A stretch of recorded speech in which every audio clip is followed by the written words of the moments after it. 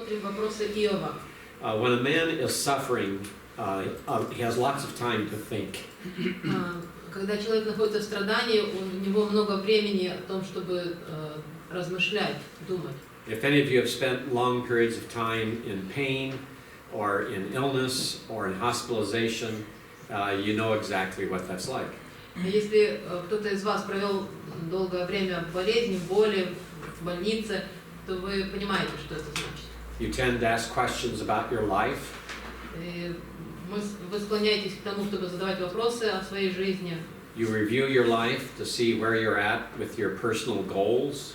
Вы переоцениваете свою жизнь, задумываетесь о том, какие у вас личные цели. And you think about the circumstances you find yourself in. Думайте о тех обстоятельствах, в которых вы оказались. In some cases, you might be wondering if you have to have surgery. Иногда, может быть, у вас возникает вопрос, нужно ли делать операцию. In some circumstances, you may wonder if you'll be able to continue at the job you have. Может быть, иногда вам приходится думать о том, дальше продолжать работать на том месте, где вы работали. Sometimes it's concerned that the situation creates a financial hardship for your family. Иногда это беспокойство о том, что эта ситуация создаст финансовые трудности для вашей семьи. Through every painful experience, we learn something more about ourselves. Из каждой болезненной ситуации мы чему-то учимся. And as believers, we should be learning more about God. А будучи верующими, мы должны также больше узнавать о Боге. And as believers, it should be a joy to be able to spend some time uninterrupted by just reading God's Word and praying.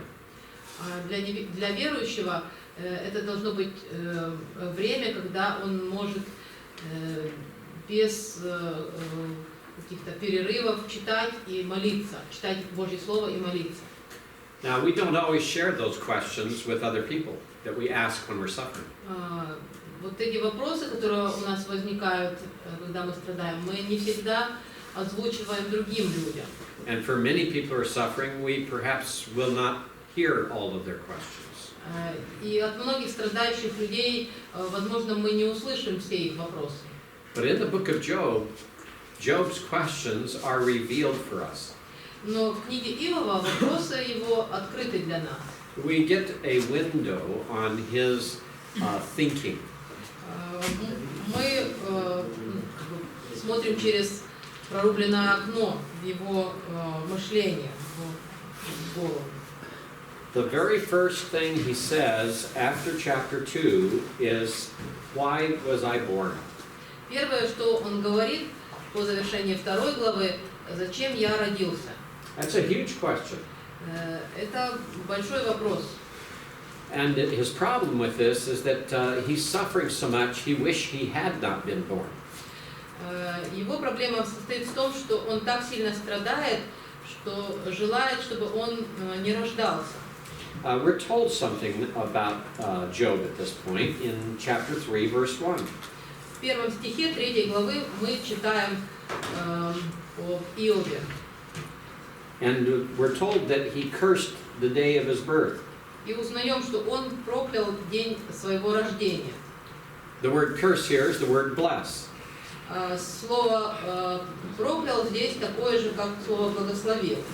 But it's obvious by context he doesn't mean it in a positive sense. Но по контексту очевидно, что он не имеет в виду позитивное значение слова. Because he asked that that day would perish from memory. Потому что он просит, чтобы этот день был стерт из памяти. And in verse 11 he asked, "Why didn't I die at birth?" В 11 стихе он говорит, для чего я не умер, выходя из утробы. And it's Job at this point is focused on the troubles he's facing.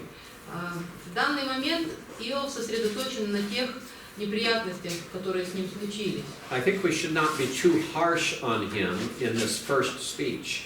Я думаю, что нам не стоит слишком жестко о нем думать в этих первых его словах. Let's remember that he's been sitting there in agony and pain for some time. Давайте будем помнить, что он находился в агонии, в боли какое-то время уже. And his 3 friends have arrived, and they're sitting there in silence for 7 days. Прибыли 3 его друзей, молча сидели 7 дней. We begin to see a hint of what might later come out about him. Мы начинаем видеть некоторый намек о том, что могло бы позже произойти с ним. But I think at this point he's just trying to express what a terrible experience he's going through. Ну, я думаю, что на данном этапе он просто пытается показать, через какое сильное страдание он проходит. He talks about his birth perhaps because he has lost 10 children. Возможно, он говорит о рождении, потому что он потерял своих 10 детей. It's as though he's lost a purpose in life because he's lost those children. Как будто бы он потерял цель в жизни, поскольку потерял детей. And so as we're looking at that, we need to try to understand with some degree of compassion. И поэтому, рассматривая эти стихи, нам нужно постараться посмотреть на них с состраданием. So as we look at this curse of the day of his birth, когда мы рассматриваем вот это проклятие, которое он произносит о дне своего рождения, he makes it very clear that he wishes that he had never been born, that the day had never come. Он очень ясно говорит, что желал бы, чтобы этот день никогда не наступил. He begins to complain about the way God handled the circumstances of his birth. Он начинает жаловаться о том, как Бог поступил с обстоятельствами касательно его рождения. He's not complaining about the suffering he's going through. Он не жалуется о тех страданиях, через которые он проходит. He doesn't begin to blame God for what he is going through, but he blames God for letting him be born. То есть он ропщет не на то, что Бог позволил ему страдать, а ропщет, что он вообще родился. And when he talks about darkness for that day, like in verse 4, И когда говорится о тьме того дня, как, например, в 4 стихе, and verse 5, where he uses the word darkness and black gloom and blackness also, и 5 стих, где говорится, омрачит его тьма и тень смертная. for Job, that symbolizes non-existence. It symbolizes death. It symbolizes separation from God. Для Иова это означает несуществование, отделение от Бога. So he feels like God has stepped back from him in some way. То есть он чувствует, как будто бы Бог отступил от него He wishes каким-то образом. he still dwelt in the light of God's blessing and God's fellowship. То есть он желал бы жить в свете Божьего благословения и общения с Богом. He knows that if there's broken fellowship, it hasn't been because of his sin. Он знает, что если общение разорвано, то причиной этому является не его грех. And notice that as he's talking about the day of his birth, he shows some selfishness. И обратите внимание, когда он говорит о дне своего рождения, он проявляет эгоизм. Notice that when he's talking, he wants to remove the joy of both his mother and father on the day of his birth. Он желает упразднить причину для радости как его мамы, так и его отца, в день, которую они испытывали в день его рождения. Now it's true that they're probably already dead. Ну, вероятно, оба они уже умерли. We have no mention of a living father and mother to him. У нас нет упоминания о живом отце или матери Иова. And if they were, that would make it worse. Если бы они еще жили, то было бы еще хуже. Because obviously, a man like Job would have been a great joy to his parents. Потому что очевидно, что такой человек, как Иов, приносил бы большую радость для своих родителей. But notice how that when you and I suffer, one of our tendencies is to be very much like Job. Но заметьте, что вот мы, когда с вами страдаем, то у нас есть такая склонность быть похожими на Иова. If we're unhappy, we'd like for everyone else to be unhappy around us. Если мы несчастливы, недовольны, то мы хотим, чтобы все остальные тоже были несчастливы вокруг нас. There's an English proverb that says, misery loves company. Есть такая пословица английская, которая говорит, что несчастье любит компанию. And Job here is spreading a little bit of his misery. He wants to remove the joy of his birth from the memory of his mother and father. И, это значит, что вот Иов как будто бы ищет еще компанию для своего несчастья, чтобы, поскольку он несчастлив, были бы несчастливы его родители. And ultimately he is kind of complaining to God. И он каким-то образом ропщет на Бога. Because it's God who is in control, is he not? Потому что Бог всем руководит, разве не так? And look at verse 23 of chapter 3. 23 стих, посмотрите. He says, why is light given to a man whose way is hidden? На что дан свет человеку, у которого путь закрыт, And whom God has edged in. и которого Бог окружил мраком? If you look back at chapter 1, verse 10, we have that same word for hedge in used. Если посмотреть первую главу 10 стих, то здесь употребляется то же самое слово, как окружил, оградил. And it was Satan who used the word there. Здесь это слово использовал сатана. He speaks of the hedge around Job as being how God has protected Job from trouble. Здесь он говорит об ограде и имеет в виду, что Бог оградил Иова от бедствия. And Job is using the word here to talk about how God has hedged him in also. Когда говорит Иов, он тоже говорит, что Бог окружил, оградил его. But he's not talking about protection. Но он здесь говорит не о защите. He's talking about being hedged in by trouble. Но он говорит о том, что он огражден, окружен бедствием. It's his suffering now that has limited him. Теперь его ограничивает, ограждает его страдания. And this raises a question about the writing of the book of Job. Таким образом возникает вопрос о написании книги Иова. It's obvious that Job did not know what words Satan spoke to God in heaven. Очевидно, что Иов не знал, какие слова Бог произносил в разговоре с сатаной на небе. But whoever wrote this book probably conscientiously used that word to tie the two together and make a kind of contrast. It keeps the story interesting.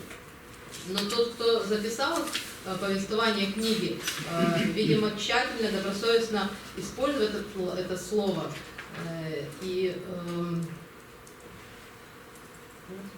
It keeps the story interesting, of interest to us. И таким образом это повествование становится для нас интересным. That brings up the question of whether or not we have the exact words that these men are speaking, or whether it is like a summary of what they said. Возникает вопрос, читаем ли мы точные слова, то есть те слова, которые они произносили, или же итог того, что они говорили. I believe that it is a record of the exact words that were spoken. Я думаю, что это запись точных слов, которые были произнесены. It seems to me that there's no way these many conversations in such great detail could be remembered by any single individual word for word.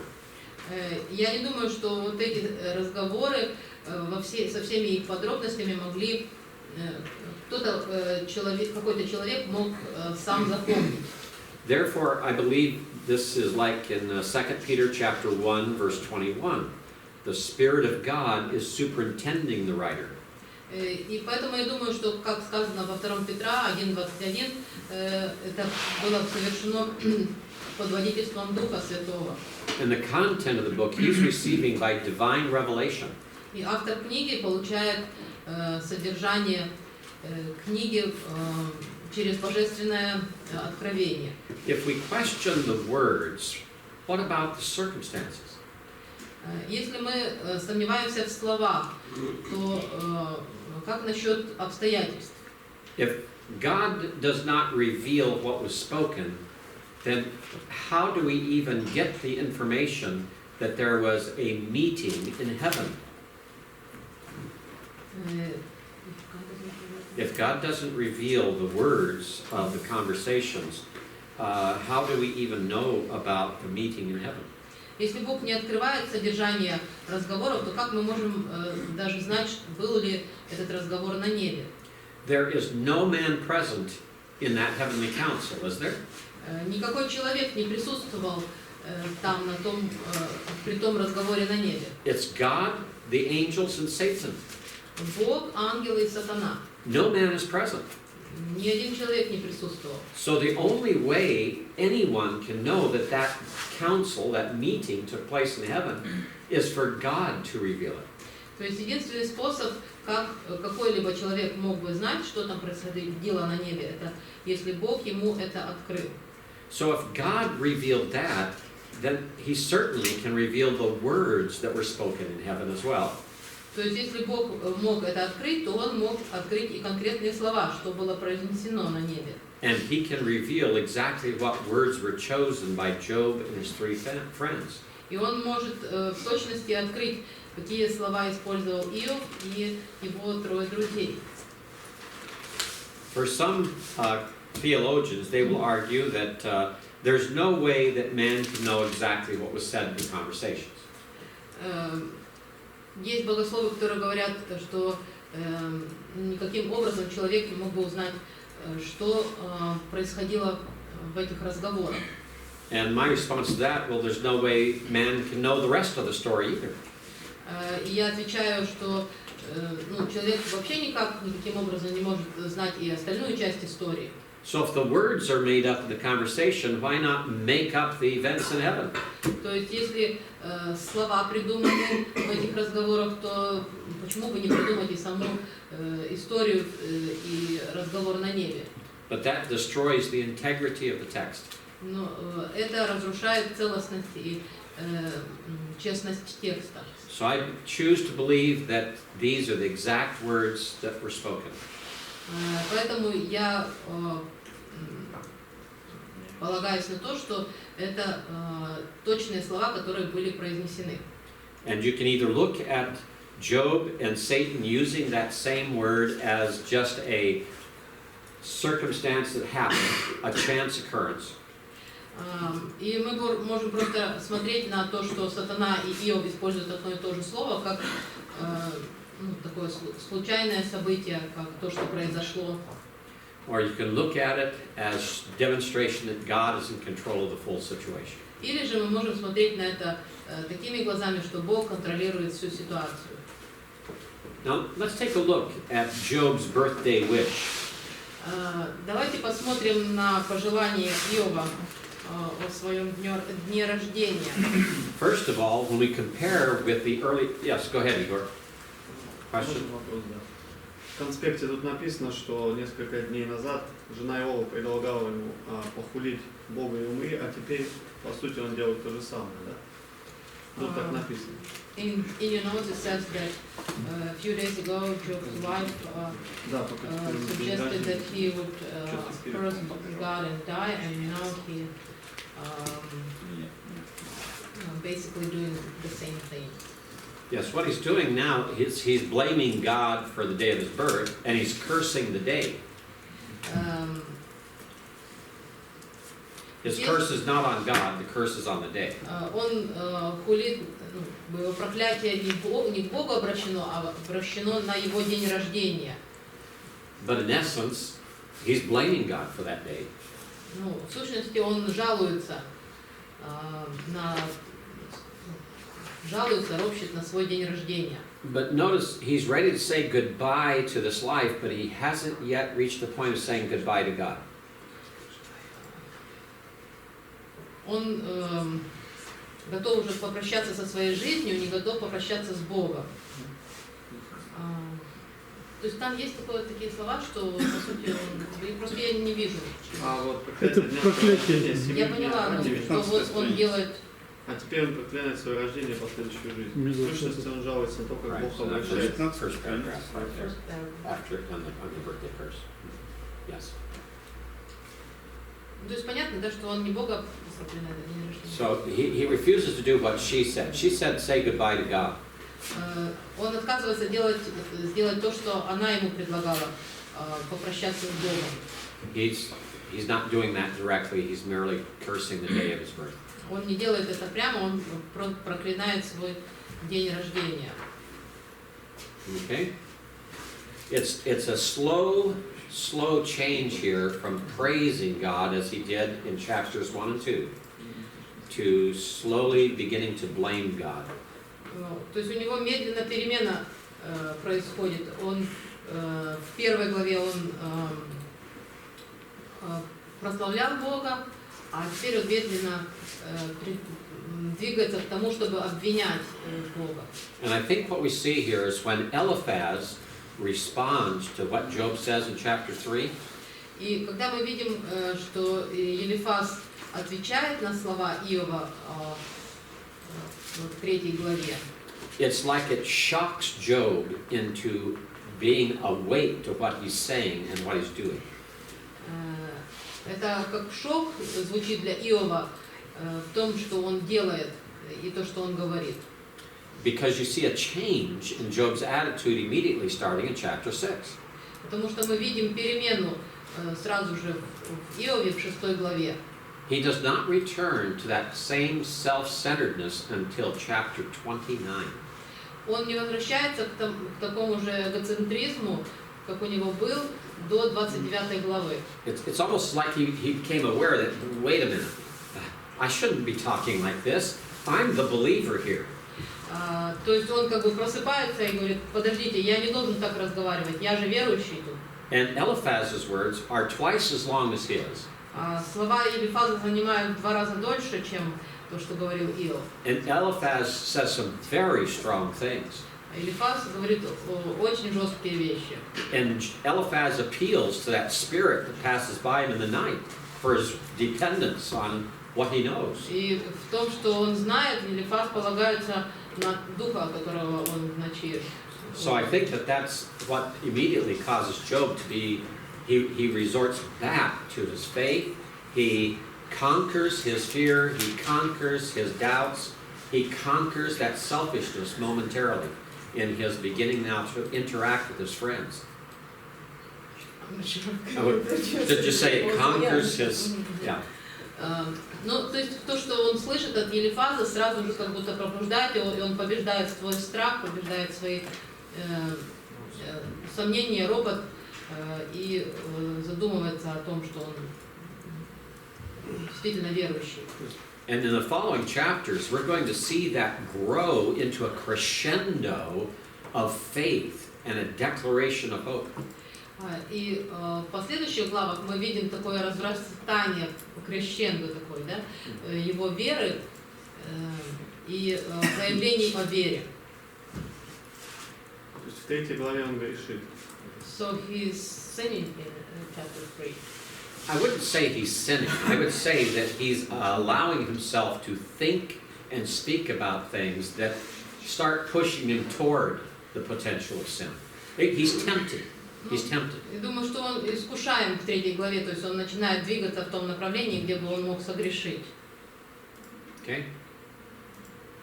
Not all complaining is outright rebellion against God or sin. Не всякий ропот это явный бунт против Бога и грех. If I complain about the cold water in the banya, Если я буду жаловаться о холодной воде в бане, would you consider that sin? вы бы это грехом посчитали? Там вода не будет холодной воды. Будет? Будет или не будет? It depends. One side будет холодной, я думаю. Там мы решаем. Yeah. Может, вы скажете, что проклят тот день, когда я сюда зашел? Say first is the day when I entered this body. When you talk about this and look at it, it reminds us of what we need to be like as counselors, spiritual counselors. Когда мы об этом думаем, нам это служит как напоминание, какими мы должны быть духовными душепопечителями.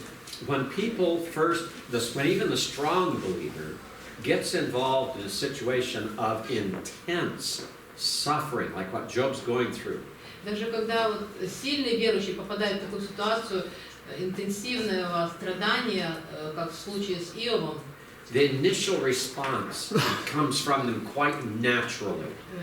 Первоначальная реакция бывает естественной. And it's after that that they realize that, no, I can't react to it this way. I need to be consistent with my faith. А потом человек думает, нет, мне нельзя так реагировать, мне нужно быть последовательным в своей вере. I think we just have to be compassionate and patient and forgiving in those first stages. Я думаю, что нам нужно быть сострадательными, терпеливыми в эти первые минуты, первое время. Now, if he did not recover from that as quickly as he did, we would have reason to be concerned. Если бы он не исправился так быстро, как это у него произошло, то тогда можно было беспокоиться о нем. And because we know what we know from chapters 1 and 2, and because we've already discussed a lot about Job's life and what happens after chapter 28, И поскольку мы уже имеем основания, мы знаем, что, о чем говорится в 1-2 главе, и что происходило далее с Иовом после 28 главы. it's easier for us to see the seeds of his future beginning to sin. Нам легче заметить семена, которые потом произросли в грех, то есть то, что он потом начал грешить. Those seeds are here, but they have not yet sprouted. Семена видны здесь, но они еще не проросли. Okay? Yes, Maxim. А нельзя ли считать, что вот это вот обращение и вот так вот проклятие дня рождения, это просто такой прием, который использовался в древности? Это же не первый раз, когда такое встречается. Could we consider it as a Который выражает его скорбь, страдания. figure of speech that was used in the ancient times to express sorrow or something that was not И вроде там в Сиатле или прииске, или в притчах где-то же есть somewhere in выкидыш, in блажений, Proverbs чем. there are similar statements. Yes. The language that Job uses is often referred to as the language of lament. Тот язык, который использует Иов, это язык, который часто называется как плач. Ну да. And you see that same type of language, less personal and more involving the whole city of Jerusalem and nation, in the book of Lamentations. В книге «Плач Иеремии» менее личный, но как бы тоже плач о всем городе Иерусалиме. And you see it in some of the Psalms of lament in the book of Psalms. Также некоторые псалмы плача, да, в Псалтире. And you're right that there are some of that occur even in the laments outside of Scripture among the Но ancient это же Near Eastern не грех, peoples. это просто И вы, выражение так, эмоций таким образом. Right. So it would not be sin, but Right. expressing emotions. It's expressing the intensity of the suffering. Интенсивность страданий таким образом выражалась. Ну, То есть вы правы в том, что это вне Писания тоже как бы использовалось как такое выражение скорби. В 6 главе он там пишет: «Если бы были верны, взвешены мои вопли». In chapter 6 he says, if Вот его цель была, my чтобы они cries were посочувствовали. weight, Тешили. Второй стих 6 главы. actual weight, actually, 6:2. accurate. In 6:2.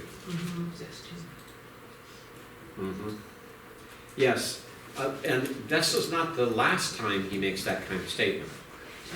Цель Это не его вот последний раз, этого, когда сейчас, секундочку. Это не последний раз, когда он говорит такие слова. Right? Okay?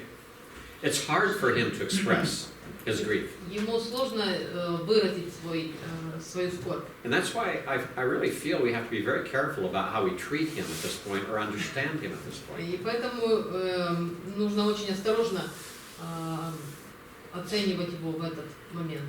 We see the potential there for what might occur in the future, but right now it's just been a seed, and it's more of the way he's just responding the normal way to a very severe grief and pain. Мы видим здесь потенциал того, что могло происходить далее, но здесь это просто пока еще семена, которые, основанием которых являются его сильные страдания. Let's see if we can make a analogy, a comparison here with something we're even more familiar with. Постараемся привести такую аналогию, сравнение. The Apostle Paul in 1 Thessalonians chapter 4 says that we are not to grieve the way unbelievers grieve when a loved one dies. В 1 Фессалоникийцам 4 главе Павел говорит, что мы не должны скорбеть так, как скорбят неверующие, когда умирает человек. So would we from that say it is a sin for a believer to weep when a loved one dies? С этой точки зрения, как вы считаете, это грех, если верующий плачет, когда умирает? No, we wouldn't. We understand. Мы бы не сказали, что это грех. Right, it's a reaction. And if it was not natural, and if it, Paul say we must weep with those who weep. Если бы это не было естественно, было бы грешно, почему Павел сказал, что нужно плакать с плачущими? Paul explains the difference. Павел объясняет разницу. It's not to be like the unbelievers who have no hope. Это не значит быть как неверующие, у которых нет надежды. Even with hope, it's painful to lose a loved one. Потому что даже с надеждой все равно это болезненно потерять любимого человека. And Job has lost 10 loved ones. А Иов потерял 10 возлюбленных. And he grieves very openly. И очень открыто скорбит. And it's more than his actions, now it's his words. И больше, чем его действия, также говорят его слова. And it's not a total reversal from the language used with his wife. И это не полностью противопоставление тем словам, изменение тех слов, которые он говорил своей жене. Job worshipped God in chapter 1. В первой главе Иов поклонился Богу. He praised God in chapter 2. Во второй главе он славил Бога.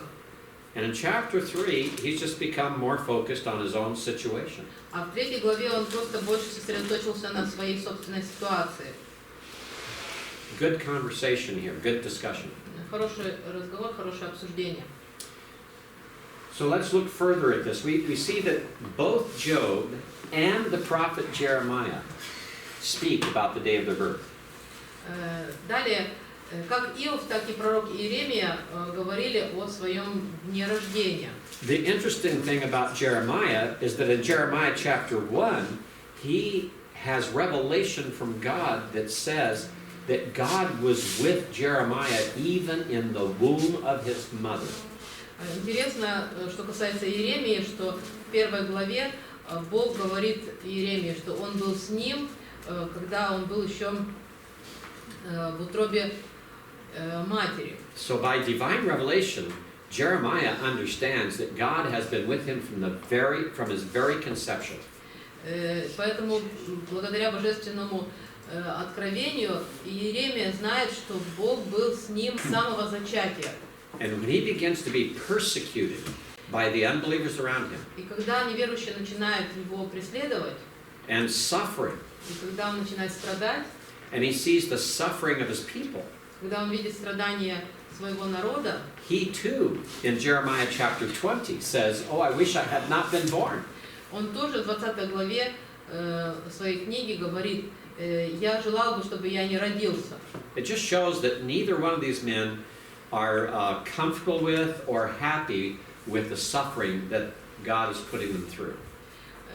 Это говорит о том, что ни один, ни другой не довольны своим интенсивным страданием, которое Бог позволяет им испытать.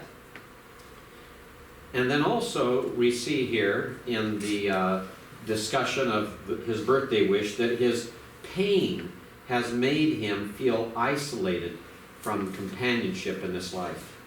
И также в обсуждении этой части мы видим, что его боль Иова заставляет его чувствовать себя отрезанным от общения в этой жизни.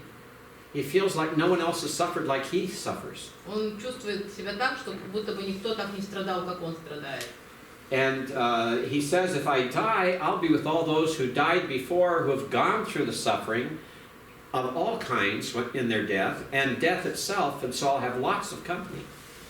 Он говорит, что после смерти он будет в том месте, где будут те, кто уже ранее испытал страдания, и там в том месте у него будет общение. He will not be alone in death. Он не будет одинок в смерти.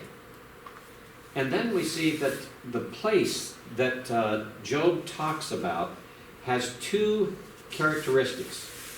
Далее мы видим, что то место, о котором говорит Иов, имеет два аспекта. In chapter 3, verse 17, В 3 главе, 17 стих, he says there's no rest for the wicked. он говорит, там нет отдыха для беззаконных, But there is rest for the weary. но есть отдых для истощившихся в силах. In other words, he says it's a rest that will be pleasant because it is a relief of suffering. Иными словами, он говорит, что этот отдых будет приятным, потому что это избавление от страданий. He sees that the suffering will be over.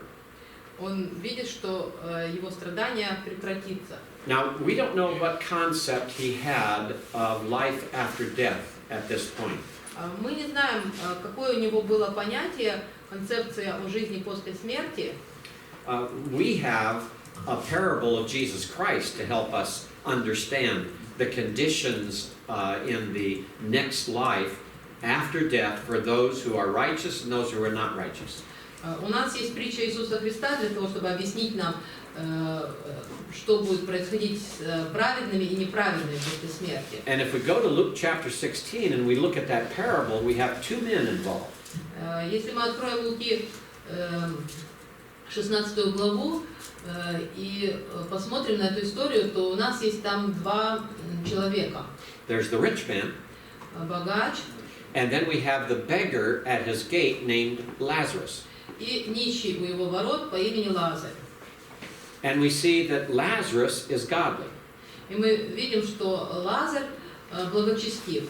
He is at rest in his afterlife. И в своей жизни, после этой жизни, он получает покой. He's pictured as sitting there in the lap of Abraham. Он изображен как находящийся на лоне Авраамовом. And the rich man is in a place of torment. А богач находится в муках.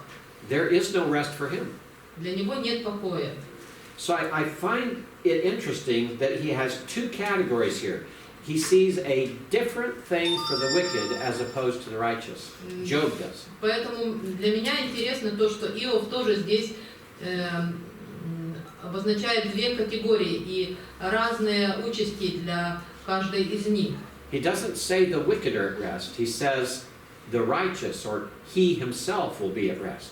Он не говорит, что покой получат беззаконные, но говорит, что отдых получат праведные, такие как он. He just says the wickedness, the wicked deeds of the wicked have come to an end. И он говорит только, что беззаконные перестают наводить страх. То есть их дела беззаконных прекратятся. And then the next question is, why must I suffer? Следующий вопрос. Почему я должен страдать? And that is also addressed in chapter 3, verses 20 to 26. Этот вопрос тоже рассматривается в 3 главе с 20 по 26 стих. He wants to know why this just keeps on happening, why it continues day after day. Он желает знать, почему это происходит снова и снова, почему он продолжает страдать день за днем. He wants to know why God has kept him alive. Он желает знать, почему Бог оставляет его в живых. In this life, he says, I'm not at ease, nor am I quiet, nor do I have rest, in that last verse. В последнем стихе он говорит, в этой жизни нет мне мира, нет покоя, нет отрады. So he understands what his situation is. То есть он понимает, в какой он ситуации. And he becomes obsessed with the concept of death as a means of being freed from the pain and suffering. И его посещают навязчивые мысли о смерти, как пути избавления от его боли и страданий. Now let's remind ourselves that that is part of the grace and mercy of God promised to man from the very beginning. Давайте вспомним, что это часть милости и благодати Божьей, обещанной людям с самого начала. Turn with me to Genesis chapter 3. Откройте вместе со мной Бытие, 3 глава, Verses 17 to 19. 17 по 19 стих. And as we look at these verses, we find out what God has to say to Adam after Adam has disobeyed God. В этих стихах мы видим, что Бог говорит Адаму после того, как Адам согрешил. God first says the ground is cursed because of Adam. Прежде всего, Бог говорит, что земля проклята из-за Адама. And he will spend his days in toil. That word for toil might be translated as grief or sorrow or pain in some translations. В русском переводе со скорбью это лучший перевод, чем в английском, что как бы в труде. The Hebrew word here is about painful grief and sorrow. Еврейское слово здесь употребленное это болезненная скорбь, печаль. And could I ask what verse 16 says about I will greatly multiply your pain? And in pain you will bring forth a child. Same word for sorrow? Oh, your Russian is far superior to my English Bible in these verses. А мы это знали. The Hebrew word is the same word, and your Russian follows that. It shows the same word. Еврейское слово одно и то же в этом 17-16 стихе, и в вашем русском переводе это отображено. In the fall, God says to Eve, you're going to suffer sorrow. I'm going to multiply your grief and your sorrow.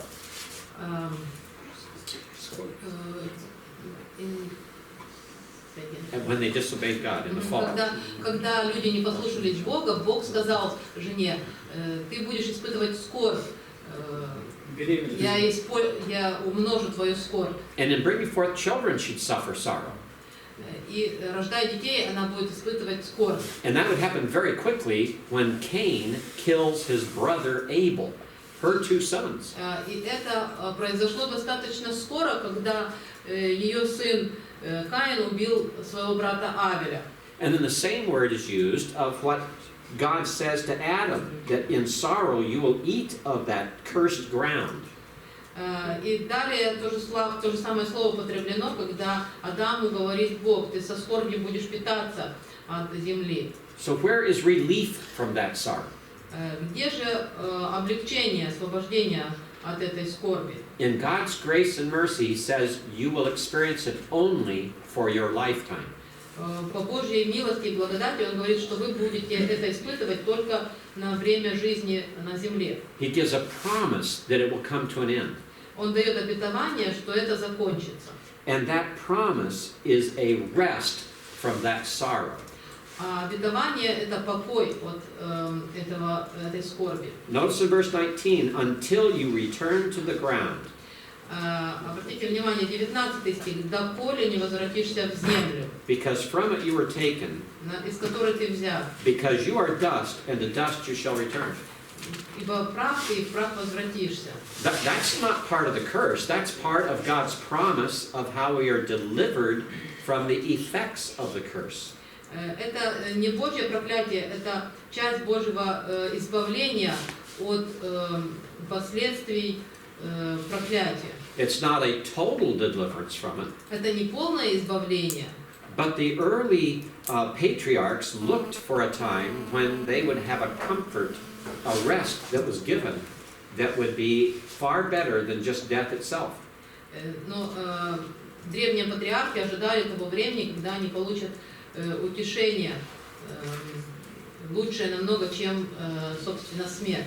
Look at chapter 5, verse 29 of Genesis. Посмотрите, 5 глава, 29 стих. This is about Lamech naming his son Noah. Ламех назвал своего сына Ной. Noah means rest or comfort. Ной значит покой, отдых или утешение. And to translate as rest is probably best. Лучше перевести как отдых, покой. And notice that Noah's father says, this one will give us rest from our work and from the toil of our hands, arising from the ground which the Lord has cursed. И нарек ему имя Ной, сказав, он утешит нас в работе нашей и в трудах рук наших при возделывании земли, которую проклял Господь. Remember what it said here in the Russian? It says comfort. Помните, что в русском говорится утешит. The word that's used for Noah is both rest and comfort.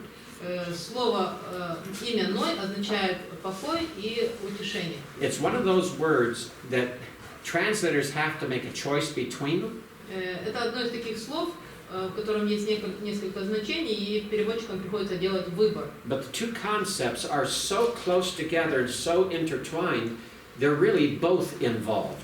Но эти два понятия настолько близки и настолько переплетены, что на самом деле оба они здесь присутствуют. Keep that in mind because we're going to come back to it again when we talk about Elihu tomorrow. Помните об этом, потому что мы вернемся еще к этому, когда будем рассматривать личность Елиуя завтра. Because there's an amazing passage in Elihu's speeches that goes back and talks about that rest and that comfort. Потому что есть удивительный текст в словах Елиуя, который возвращается к этому и говорит о удивительном покое, и об этом покое, и об этом утешении. And what Job is talking about here, about being at rest, is it's consistent with the promise of God.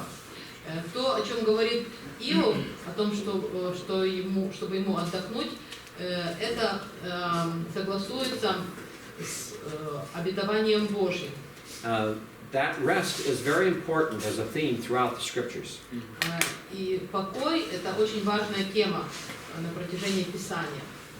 Now, the first question Job asked is, why was I born? Первый вопрос, который задал Иов, это зачем я родился? In some ways, we could begin a discussion of abortion around that kind of question. Каким-то образом мы могли бы начать дискуссию об абортах в связи с этим утверждением. And as we talk about this question about why must I suffer, Что касается второго вопроса, почему я должен страдать, some would like to get into a conversation regarding euthanasia at this time. этот вопрос может быть связан с рассмотрением проблемы эвтаназии. In other words, is it proper to give people death without a natural death just to relieve them of suffering? То есть можно ли давать возможность человеку каким-то образом влиять на то, чтобы он умер помимо естественного прекращения жизни? And may I answer both those questions very simply?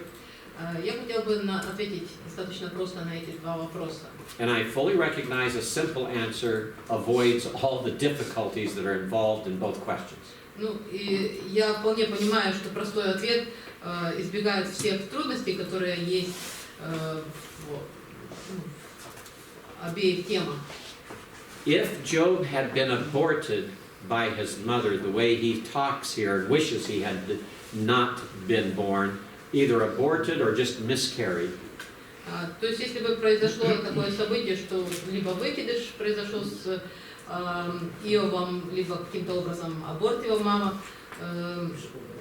сделала, the world would have missed out on experiencing one of the most righteous and holy men who ever lived. Миру не доставало бы одного из самых праведных людей, которые когда-либо жили. It'd be like having a blank in Ezekiel chapter 14, verses 14 and 20, where Job, Daniel, and Noah are talked about with their righteousness. He just wouldn't be there.